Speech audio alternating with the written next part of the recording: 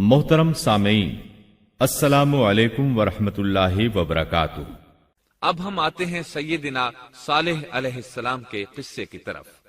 दिन गुजरते गए और लोग एक बार फिर इब्लीस लईन के वसवसे में आकर कुफ्र की तरफ पलट आए, क्योंकि इब्लीस किसी भी शख्स को वसवसे में डाले बगैर नहीं छोड़ता। इस तरह एक बार फिर कुफ्र फैल गया।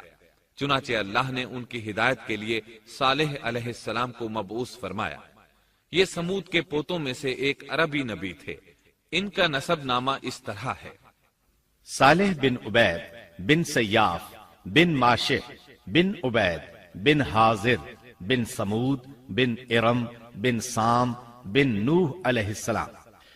गोया सालेह अलैहिस्सलाम का ताल्लुक कौम समूद से था और ये कौम आद की नस्ल से थी। समूद की कौम ने यमन को खैरबाद कहा और जजीरे से शिमाल की तरफ मुंतकिल हो गए। फिर वहां हिज्र नामी एक बस्ती में जा ठहरे। कुरान करीम की सूरतुल हिज्र इसी बस्ती के नाम से मौसूम है। कौम आद का तस्करा सूरतुल हिज्र के अलावा सूरतुल अहकाफ और सूरह हूद में भी है। अल्लाह ताला सूरतुल हिज्र आयत 80 में फरमाते हैं, और हिज्र वालों ने भी रसूलों को झुटलाया। हिज्र कौम समूद का मरकजी शहर था। अब वो मदाइन सालेह के नाम से मशहूर है। ये शहर मदीना मुनव्वरा के शिमाल मगरिब में 380 किलोमीटर के फासले पर वाक़ है। ये लोग भी पहाड़ों को तराश कर घर बनाते थे। ये सनत और कारीगरी उन्होंने कौम आद से विरासत में पाई थी। अल्लाह ताला सूरतुल फज्र आयत 9 में फरमाते हैं, और कौम समूद के साथ क्या किया जिन्होंने वादी में बड़े बड़े पत्थर तराशे थे। कुरान मजीद में अल्लाह ताला एक मकाम पर फरमाते हैं, और हमने कौम आद और समूद को गारत किया जिनके बाज मकानात आपके सामने जाहिर हैं। उनके मकानात उनकी तबाही से लेकर अब तक मौजूद हैं। शाम के रास्ते में खैबर, तैमा से तबूक तक कौम समूद के आसार पाए जाते हैं। ये लोग किस तरह पत्थर तराश तराश कर घर बनाते थे, अल्लाह ताला ने सूरतुल आराफ आयत 74 में इसका जिक्र किया है। उस वक्त को याद करो जब अल्लाह ताला ने तुम्हें कौम आद के बाद जानशी बनाया और तुम्हें जमीन पर रहने का ठिकाना दिया कि नर्म जमीन पर महल बनाते हो और पहाड़ों को तराश तराश कर उनमें घर बनाते हो। सो अल्लाह की नेमतों को याद करो और जमीन में फसाद मत फैलाओ। ये आयत उनकी ताकत, जिस्म की सलाहियत और माहिर फन होने पर दलील है। पहाड़ों को तराशना दरअसल कौम आद की आदत थी। ये भी चूंकि उन्हीं से थे, इसलिए विरासत में ये काम इन्हें भी आ गया था। जिस तरह अल्लाह ने आद को अपनी नेमतों से नवाजा था, इसी तरह समूद को उनसे बढ़कर नेमतें दी थी। अल्लाह ताला सालेह अलैहिस्सलाम की जुबानी उनसे फरमाते हैं, ए कौम समूद, क्या तुम्हें इन चीजों में बेफिक्री से रहने दिया जाएगा, यानी बागात, चश्मों, खेतों और खजूरों में जिनका खोशा मुलायम है, और तुम पहाड़ों को तराश कर पुरतकल्लुफ घर बनाते हो। बस अल्लाह से डरो और मेरा कहना मानो। लेकिन उन लोगों ने हर तरह से कौम आद की पैरवी की। नसीहत पकड़ने की बजाय बुतों की इबादत शुरू कर दी। अल्लाह ने उनके दरमियान सालेह अलैहिस्सलाम को मबूस फरमाया। आप नबूवत मिलने से पहले भी अक्लमंद और इल्म वाले थे। बाइज्जत घराने से ताल्लुक रखते थे। अपने मुआमलात में लोग उनसे मशवरे लेते थे, लिहाजा इन्हें एक खास मकाम हासिल था। लेकिन जब आपने उन्हें एक अल्लाह पर ईमान लाने, उसके सिवा किसी की इबादत न करने की दावत दी, तो उनका साथ छोड़ गए। जवाब में उनसे कहने लगे, ऐ सालेह, इससे पहले तो हम तुझसे बहुत कुछ उम्मीदें लगाए हुए थे। मतलब ये कि पहले तो हमारे नजदीक आपका बहुत मर्तबा था, मकाम था, हमें आपसे बहुत उम्मीदें थीं, लेकिन आपने तो ये बातें कहकर हमारी सारी उम्मीदों पर पानी फेर दिया। उनके इस जवाब के बावजूद सालेह अलैहिस्सलाम उन्हें अल्लाह की तरफ बुलाते रहे और उनसे कहते रहे, ऐ मेरी कौम, अल्लाह की इबादत करो, उसके सिवा तुम्हारा कोई माबूद नहीं।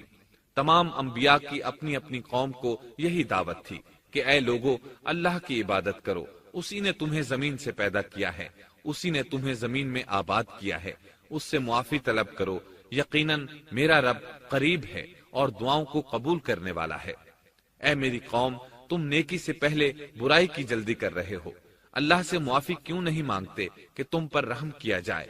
अल्लाह से डरो, मेरी इताअत करो, हद से गुजर जाने वाले बेबाक लोगों की इताअत से बाज आओ। वो मुल्क में फसाद फैला रहे हैं اور اصلاح نہیں کرتے۔ صالح علیہ السلام نے ہود علیہ السلام کی طرح اپنی قوم کو نصیحت کی، لیکن ان ظالموں نے بھی اسی طرح کفر کیا جیسے قوم عاد نے کیا تھا۔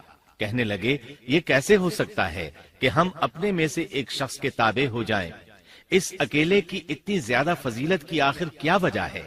ہم نہیں مان سکتے کہ ہم میں صرف اسی ایک پر اللہ کی باتیں نازل ہوتی ہیں۔ پھر وہ اس سے بھی آگے بڑھے اور اللہ کے نبی کو کھلے الفاظ میں پرلے درجے کا جھوٹا کہا، جادوگر کہا۔ پھر یہ سرکش اور کافر لوگ صالح علیہ السلام کے ساتھ ایمان لانے والے کمزور غریب لوگوں کو مخاطب کر کے کہنے لگے، کیا تم صالح پر ایمان رکھتے ہو؟ ہم تو اس کے منکر ہیں۔ اس طرح صالح علیہ السلام دن رات انہیں دعوت دیتے رہے، یہاں تک کہ یہ لوگ صالح علیہ السلام سے کہنے لگے، تم نے اور تمہارے ساتھیوں نے ہمارے اندر نحوست پھیلا رکھی ہے اور اسی لیے ہم مشکلات اور مصائب کا شکار ہیں، لہٰذا تم ہم سے دور ہو جاؤ۔ صالح علیہ السلام نے انہیں جواب دیا، تم پر نحوست اللہ کی طرف سے ہے، تم فتنے میں پڑے ہوئے لوگ ہو۔ پھر اس کے بعد وہ لوگ صالح علیہ السلام سے مکمل طور پر دشمنی کرنے لگے اور انہوں نے آپ کو یہاں تک کہہ دیا کہ آپ ہماری مجلس میں نہ آیا کریں کیونکہ آپ منحوس ہیں۔ پھر بات یہاں تک پہنچی کہ صالح علیہ السلام نے انہیں اللہ کے عذاب سے ڈرایا، دھمکایا اور کہا، اے میری قوم کے لوگوں، ذرا بتلاؤ تو اگر میں اپنے رب کی طرف سے کسی مضبوط دلیل پر ہوا اور اس نے مجھے اپنے پاس سے رحمت عطا کی ہو، پھر میں نے اس کی نافرمانی کی، تو کون ہے جو اس کے مقابلے میں میری مدد کرے؟ تم تو میرا نقصان ہی بڑھا رہے ہو۔ یعنی فرض کرو اگر میں حق پر ہوا اور یقیناً میں حق پر ہوں اور اللہ تعالیٰ نے مجھے اپنی نبوت سے بھی نوازا ہے، پھر بھی میں تمہاری باتوں میں آ کر اس کی نافرمانی کروں تو بلا شبہ اس وقت میں گھاٹے میں ہوں گا اور تم بھی خسارہ پانے والے ہوگے۔ اس پر وہ ظالم لوگ مقابلے پر اتر آئے، کہنے لگے اگر تو سچا ہے تو کوئی معجزہ لے آ، لیکن وہ معجزہ ہماری مرضی کے مطابق ہو، اس صورت میں ہم ضرور ایمان لے آئیں گے۔ آپ ایسا کریں کہ بستی کے کنارے پتھریلی چٹان میں سے دودھ دینے والی 10 ماہ کی حاملہ اونٹنی نکالیں، اس کا رنگ سرخ ہو۔ صالح علیہ السلام سے یہ مطالبہ کر کے وہ سردار لوگ ایک طرف بیٹھ گئے اور مذاق اڑانے لگے۔ ایک کہنے لگا اونٹنی 10 ماہ کی ہو، حاملہ ہو۔ دوسرا کہنے لگا لازمی طور پر اس کا رنگ سرخ ہو۔ پھر ایک تیسرا سردار بولا اس کی کھال پر بہت زیادہ اون ہو۔ چوتھا بولا موٹی تازی ہو، ہم نے پہلے اس قسم کی اونٹنی دیکھی نہ ہو۔ پانچواں بولا وہ اتنی بڑی ہو کہ اکیلی ایک دن تمام کنویں کا پانی پی جائے اور دوسرے روز ہم پئیں۔ یہ لوگ اسی طرح مذاق اڑا رہے تھے کہ صالح علیہ السلام نے ان سے کہا، اگر تمہاری مطلوبہ اونٹنی تمہیں مل جائے تو کیا تم ایمان لے آؤ گے؟ سب نے مل کر کہا، ہاں ضرور لے آئیں گے۔ صالح علیہ السلام نے فرمایا، تب تم ایک دن سب لوگوں کو جمع کر لو۔ مقررہ دن وہ لوگ جمع ہو گئے۔ ان کی موجودگی میں صالح علیہ السلام نے اللہ سے دعا کی، زمین پر زلزلہ طاری ہوا، ان کی آنکھوں کے سامنے چٹان پھٹی اور اس سے بالکل ویسی ہی اونٹنی نکلی جیسا کہ ان کا مطالبہ تھا۔ انہوں نے اپنی زندگی میں ایسی اونٹنی کبھی نہیں دیکھی تھی۔ اس میں وہ تمام صفات موجود تھیں جن کا ذکر ان لوگوں نے کیا تھا۔ اللہ تعالیٰ صالح علیہ السلام کی زبانی سورہ ہود آیت 64 میں فرماتے ہیں، اے میری قوم، یہ اللہ کی بھیجی ہوئی اونٹنی ہے، یہ تمہارے لیے ایک معجزہ ہے۔ اب تم اسے اللہ کی زمین میں کھاتی ہوئی چھوڑ دو اور اسے کسی طرح کی تکلیف نہ پہنچاؤ، ورنہ فوری عذاب تمہیں آ پکڑے گا۔ اس اونٹنی کو چونکہ کسی اونٹنی نے جنم نہیں دیا تھا، اس لیے اس کو ناقۃ اللہ یعنی اللہ کی اونٹنی کہا گیا۔ پھر صالح علیہ السلام نے فرمایا، لوگو سن لو، ایک دن یہ اونٹنی پانی پیے گی، ایک دن تم پیو گے، تم میں سے کوئی اسے تکلیف نہ پہنچائے، ورنہ اللہ کا بدترین عذاب تم پر نازل ہوگا۔ سورۃ القمر میں اللہ فرماتے ہیں، بے شک ہم اونٹنی کو ان کے لیے آزمائش بنا کر بھیج رہے ہیں، تم صبر کے ساتھ ان کے انجام کا انتظار کرو۔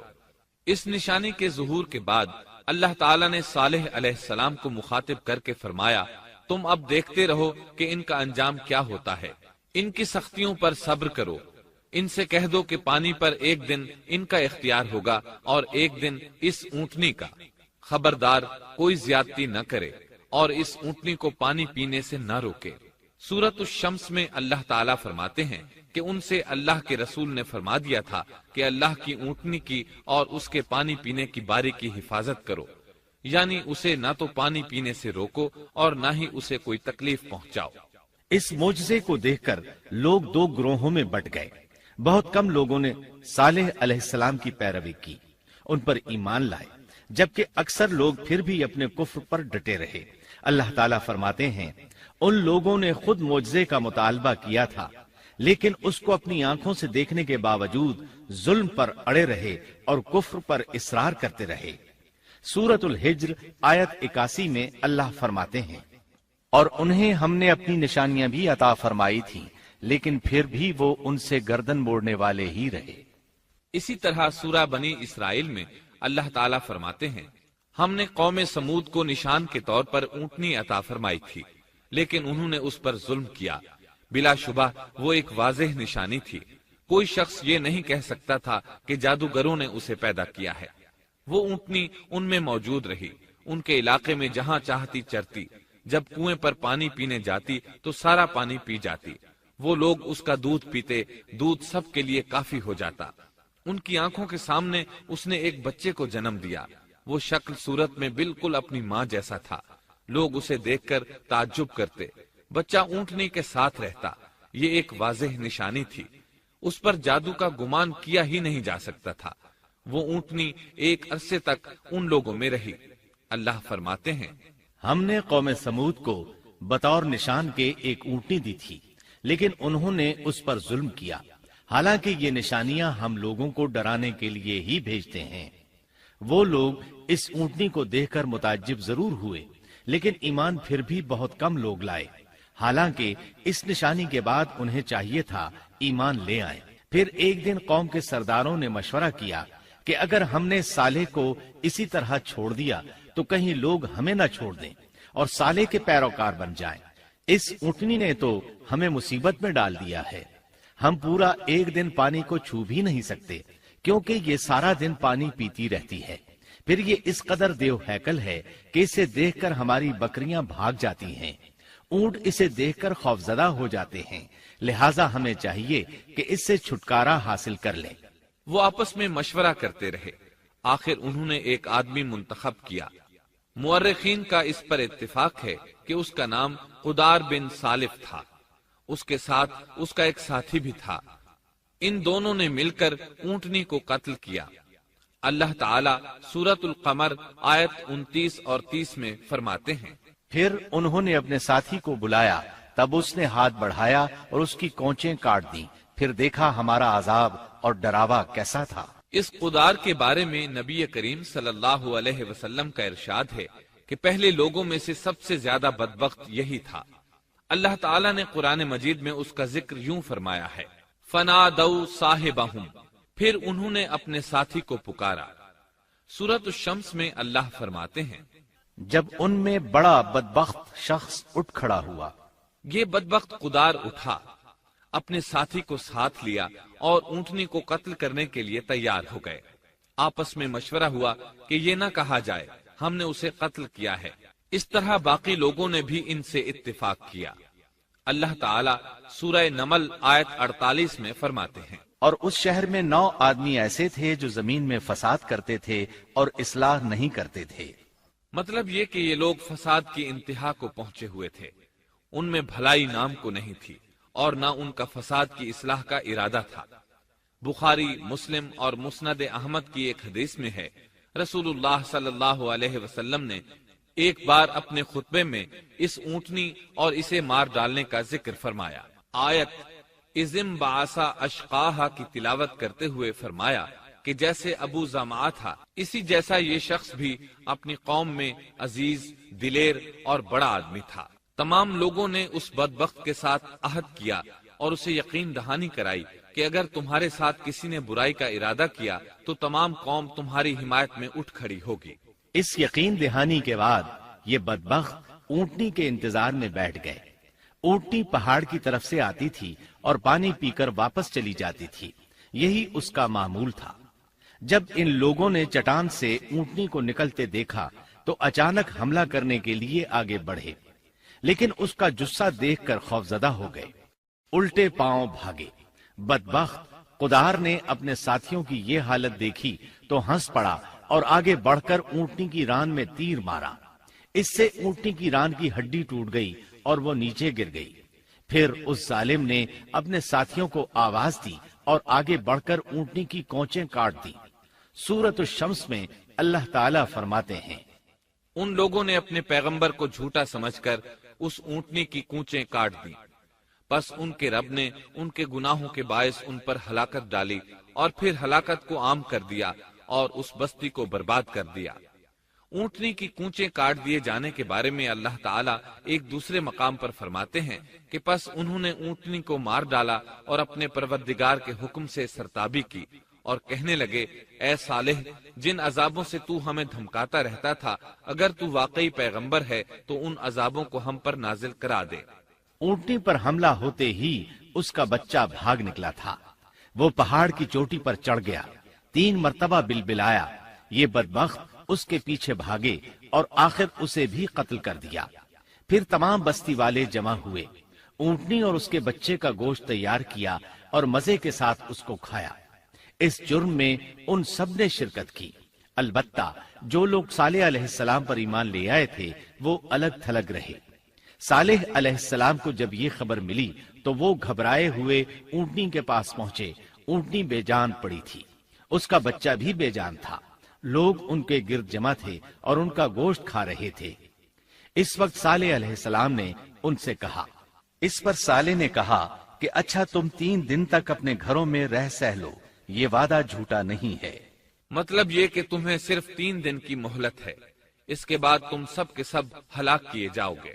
وہ صالح علیہ السلام کی بات کو رد کرتے ہوئے انہیں دھمکیاں دینے لگے کہ جن عذابوں کا تو ہم سے وعدہ کر رہا ہے، اگر تو سچا ہے تو ان کو ہم پر نازل کر دے۔ اس کے بعد وہ جمع ہو کر مشورہ کرنے لگے کہ آج رات صالح کو بھی مار ڈالو۔ ان کے اس مشورے کے بارے میں اللہ تعالیٰ سورۃ النمل آیات 48 اور 49 میں فرماتے ہیں، اس شہر میں 9 سردار تھے، وہ زمین میں فساد پھیلاتے رہتے تھے اور اصلاح نہیں کرتے تھے۔ انہوں نے آپس میں بڑی بڑی قسمیں کھا کھا کر عہد کیا کہ رات ہی کو صالح اور اس کے گھر والوں پر چھاپا ماریں گے اور اس کے وارثوں سے صاف کہہ دیں گے کہ ہم اس کے اہل کی ہلاکت کے وقت موجود نہیں تھے اور ہم بالکل سچے ہیں۔ اب یہ لوگ صالح علیہ السلام کے گھر کی طرف چلے۔ اللہ تعالیٰ سورۃ النمل آیات 50 اور 51 میں فرماتے ہیں، اور انہوں نے ایک داؤ کھیلا، سو ہم نے بھی ایک ایسا داؤ کھیلا کہ انہیں خبر بھی نہ ہوئی۔ پھر دیکھو کہ ان کے داؤ کا کیا انجام ہوا، ہم نے انہیں اور ان کی ساری قوم کو ہلاک کر دیا۔ صالح علیہ السلام کا گھر پہاڑ کی بلندی پر تھا۔ یہ فسادی لوگ ابھی اوپر چڑھ رہے تھے کہ زمین حرکت کرنے لگی۔ ایک چٹان اوپر سے لڑھکتی ہوئی آئی اور ان تمام کو پیس کر رکھ دیا۔ ان 9 فسادی لوگوں کی ہلاکت کے ساتھ ہی اللہ کے عذاب کی ابتدا ہو چکی تھی۔ چنانچہ صالح علیہ السلام نے اپنے ساتھیوں کے ساتھ اس بستی کو چھوڑ دیا، یعنی وہ ہجر کے علاقے سے نکل گئے۔ صبح ہوئی تو لوگوں نے ایک عجیب منظر دیکھا۔ قوم سمود کے تمام لوگوں کے چہرے زرد پڑ چکے تھے، وہ سب رونے لگے کیونکہ عذاب کے آثار شروع ہو چکے تھے۔ دوسرے دن تمام لوگوں کے چہرے آگ کی طرح سرخ ہو گئے اور تیسرے دن تمام کے چہرے سیاہ ہو چکے تھے۔ اپنی یہ حالت دیکھ کر سب لوگ رونے اور چیخ پکار کرنے لگے، اپنی قبریں کھودنے لگے۔ اب انہیں یقین ہو چکا تھا کہ عذاب کا وعدہ برحق تھا۔ اللہ تعالیٰ نے انہیں پہلی قوموں کی طرح ایک قسم کا عذاب نہیں دیا تھا، جیسے قوم نوح کو صرف طوفان کے ذریعے ہلاک کیا گیا، قوم عاد کو صرف طوفانی ہوا کے ذریعے ہلاک کیا گیا، لیکن قوم سمود کو اللہ تعالیٰ نے طرح طرح کے عذابوں سے دوچار کیا، اس لیے کہ انہوں نے اپنی مطلوبہ شرط پوری ہونے کے باوجود ایمان قبول نہیں کیا تھا۔ عذاب کی ابتدا زلزلے سے ہوئی، زمین حرکت کرنے لگی۔ اس کی وجہ سے وہ لوگ اپنے گھروں میں اوندھے کے اوندھے پڑے رہ گئے، ان میں اٹھنے کی طاقت تک نہ رہی۔ پھر آسمان میں سخت کڑاکا ہوا، اس کی ہولناک دہشت انگیز چنگھاڑ نے ان کے بھیجے پھاڑ کر رکھ دیے، ایک ہی لمحے میں ایک ساتھ وہ سب ڈھیر ہو گئے۔ ان کی ہلاکت اور تباہی کو بیان کرتے ہوئے اللہ تعالیٰ سورۃ الزاریات آیات 43 تا 45 میں فرماتے ہیں، اور سمود کے قصے میں بھی عبرت ہے، جب ان سے کہا گیا کہ تم کچھ دن تک فائدہ اٹھا لو، لیکن انہوں نے اپنے رب کے حکم سے سرتابی کی، اس پر انہیں ان کے دیکھتے دیکھتے تیز و تند کڑاکے نے ہلاک کر دیا، پس نہ تو وہ کھڑے ہو سکے اور نہ بدلہ لے سکے۔ اسی طرح سورہ ہود میں اللہ تعالیٰ نے ان کی تباہی کا نقشہ اس طرح کھینچا ہے کہ ایک زور کی کڑک نے ان ظالموں کو آ لیا، پھر تو وہ اپنے گھروں میں زانوں کے بل مردہ پڑے رہ گئے، ایسے گویا کہ وہ کبھی آباد ہی نہ تھے۔ سورۃ القمر میں اللہ نے ان کی رسوائی ان الفاظ میں بیان کی ہے، ہم نے ان پر ایک چیخ بھیجی، پھر وہ ایسے ہو گئے جیسے کانٹوں کی باڑ کا چورا۔ دوسری طرف صالح علیہ السلام اور ان کے ساتھیوں کو اللہ تعالیٰ نے اپنی رحمت سے نجات دی۔ اللہ تعالیٰ سورہ ہود آیت 66 میں فرماتے ہیں، پھر جب ہمارا فرمان آ پہنچا، ہم نے صالح اور ان پر ایمان لانے والوں کو اپنے فضل سے اس سے بچا لیا اور اس دن کی رسوائی سے بھی، یقیناً تیرا پروردگار نہایت توانا اور غالب ہے۔ اس قوم کے آثار آج تک باقی ہیں، مدینہ منورہ کے شمال مغرب میں ان کے گھر موجود ہیں، اب یہ علاقہ مدائن صالح کے نام سے مشہور ہے۔ سورۃ النمل میں اللہ تعالیٰ فرماتے ہیں، پس یہ ان کے گھر ہیں جو ان کے ظلم کے سبب ویران پڑے ہیں، بے شک اس میں دانش مندوں کے لیے نشانیاں ہیں۔ اللہ تعالیٰ نے ان کے نشانات کو آج تک باقی رکھا ہے تاکہ بعد میں آنے والوں کو یقین ہو جائے اور کسی قسم کا شک نہ رہے۔ عذاب کے آثار نمودار ہونے پر صالح علیہ السلام نے ان سے فرمایا تھا، اے میری قوم، میں نے تمہیں اپنے پروردگار کا حکم پہنچا دیا تھا اور میں نے تمہاری خیر خواہی کی، لیکن تم لوگ خیر خواہوں کو پسند نہیں کرتے۔ اس کے بعد صالح علیہ السلام اپنے ساتھیوں کے ساتھ وہاں سے ہجرت کر کے فلسطین آ گئے، وہیں رملہ نامی بستی میں رہنے لگے اور یہیں آپ کی وفات ہوئی۔ نبی کریم صلی اللہ علیہ وسلم صحابہ کرام رضی اللہ عنہم کے ساتھ تبوک تشریف لے گئے تو آپ نے مدائن صالح کے قریب قیام فرمایا تھا۔ صحابہ نے ان کنووں سے پانی لے لیا جو قوم سمود کے استعمال میں رہے تھے، کچھ برتن بھی وہاں سے لے لیے۔ آپ کو پتہ چلا تو آپ نے حکم فرمایا، ان برتنوں کو توڑ دو اور اس پانی کو بہا دو اور اس پانی سے جو کھانا تیار کیا ہے اس کو الٹ دو۔ آپ نے انہیں ان گھروں میں داخل ہونے سے بھی روک دیا جن میں اللہ کا عذاب نازل ہوا تھا۔ آپ صلی اللہ علیہ وسلم نے فرمایا، میں ڈرتا ہوں تم پر بھی ایسا عذاب نہ آ جائے جیسا ان پر آیا تھا، اس لیے ان کے علاقے میں داخل نہ ہوا کرو، اور اگر داخل ہونا پڑ جائے تو روتے ہوئے داخل ہوا کرو، اور رونا نہ آئے تو رونے جیسی شکلیں بنا لیا کرو تاکہ تمہارا شمار ظالموں میں نہ ہو۔ اللہ تعالیٰ فرماتے ہیں، آگاہ رہو، قوم سمود نے اپنے رب سے کفر کیا، سن لو ان سمودیوں پر پھٹکار ہے۔ قرآن میں ان کا قصہ 26 سے زائد مرتبہ بیان کیا گیا ہے۔ اس کے بعد لوگ ایمان کی حالت میں امن چین کی زندگی بسر کرنے لگے، لیکن پھر نئے سرے سے ان میں خرابی پیدا ہوئی۔ شیطان نے پھر اپنا کام دکھایا، ان کے دلوں میں وسوسہ ڈالا اور فلسطین، عراق، مصر اور جزیرے کے نواحی علاقوں میں شرک پھیل گیا۔ لوگ ایک بار پھر کفر کی طرف پلٹ پڑے۔ اس پورے قصے میں چند عبرتیں ہیں، آئیے ذرا ان کا بھی ذکر ہو جائے۔ اللہ تعالیٰ کی اونٹنی اگرچہ سیدنا صالح علیہ السلام کی نبوت کا ایک نشان تھی، ان کی سچائی کا ثبوت تھی، لیکن قرآن کریم کی وضاحت یہ ہے کہ وہ قوم سمود کی آزمائش کے لیے تھی اور وہی ان کی ہلاکت کا نشان ثابت ہوئی، جیسا کہ سورۃ القمر میں اللہ تعالیٰ فرماتے ہیں، بے شک ہم اونٹنی کو ان کی آزمائش اور امتحان کے لیے بھیجنے والے ہیں، پس تو ان کے انتظار میں رہ اور صبر اختیار کر۔ سنت اللہ یہ رہی ہے کہ اگر وہ اپنے پیغمبر کو کسی قوم کی ہدایت کے لیے بھیجے اور قوم اس کی ہدایت پر کان نہ دھرے تو ضروری نہیں کہ وہ قوم ہلاک کر دی جائے، لیکن جو قوم اپنے نبی سے اس وعدے پر نشان طلب کرے کہ اگر ان کا مطلوبہ نشان ظاہر ہو گیا تو وہ ایمان لے آئیں گے، اور پھر نشان آ جانے کے بعد وہ ایمان نہ لائے تو اس قوم کی ہلاکت یقینی ہے۔ اللہ تعالیٰ پھر اس قوم کو معاف نہیں کرتے جب تک کہ وہ تائب نہ ہو جائے، اور اللہ کے دین کو قبول نہ کرے یا عذاب الہی سے صفحہ ہستی سے مٹ کر دوسروں کے لیے عبرت کا نشان بن جائے۔ لیکن اس سنت سے نبی کریم صلی اللہ علیہ وسلم کی امت مستثنا ہے، اس لیے کہ آپ صلی اللہ علیہ وسلم نے وضاحت فرمائی ہے، میں نے اللہ تعالیٰ سے دعا مانگی ہے کہ اللہ تعالیٰ میری امت میں عذاب عام مسلط نہ فرمائے، اور اللہ نے میری دعا قبول فرما لی۔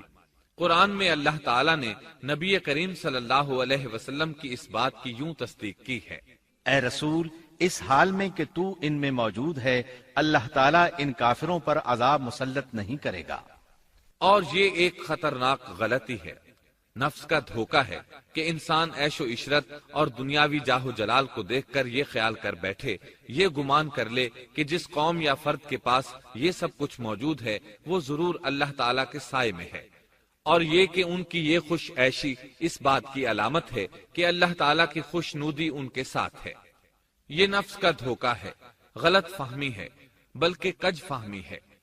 قرآن کریم کے اس واقعے میں جگہ جگہ اس بات کی وضاحت ہے کہ بعض اوقات زیادہ سے زیادہ خوش عیشی زیادہ سے زیادہ عذاب کا پیش خیمہ ثابت ہوتی ہے، اگرچہ قوموں کے لیے اس کی مدت چند ماہ یا چند سال نہیں بلکہ گھبرا دینے والی مدت ہی کیوں نہ ہو، مگر ہر قسم کی دنیاوی کامیابیوں اور خوش عیشیوں کے ساتھ جب ظلم، سرکشی اور غرور کسی قوم کا مستقل شعار بن جائے تو سمجھ لو اس کی تباہی اور ہلاکت کا وقت قریب آ پہنچا۔ اللہ تعالیٰ فرماتے ہیں، تیرے رب کی پکڑ بہت سخت ہے، لیکن اس کے ساتھ ہی یہ بات بھی ہے کہ کسی قوم میں تمام تر خرابیوں کے باوجود اگر قوم سے اکثر افراد اللہ کے شکر گزار ہوں، اس کے بندوں کے ساتھ انصاف کرنے والے اور آپس میں نیک نیت اور خیرخواہی کرنے والے ہوں تو بلا شبہ وہ اللہ کے ہاں مقبول بندے ہیں، اور انہی کو دنیا اور آخرت کی کامیابیوں کی بشارت ہے، اور انہی کے لیے یہ دنیاوی عیش اللہ کی بے انتہا نعمتوں کی علامت ہے۔ انہی الفاظ پر سیدنا صالح علیہ السلام کا قصہ اختتام کو پہنچا۔